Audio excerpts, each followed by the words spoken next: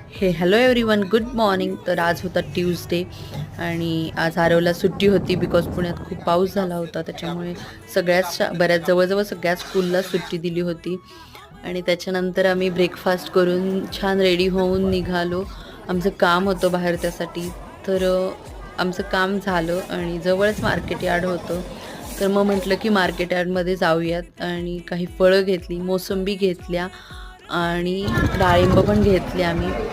तर तिथे अशा होलसेलमध्ये आपल्याला भाज्या मिळतात. सो ज्यांना जास्त कधी भाज्या घ्यायच्या असतील, काही कार्यक्रम वगैरे असेल घरात, तर तुम्ही तिथे जाऊ शकता.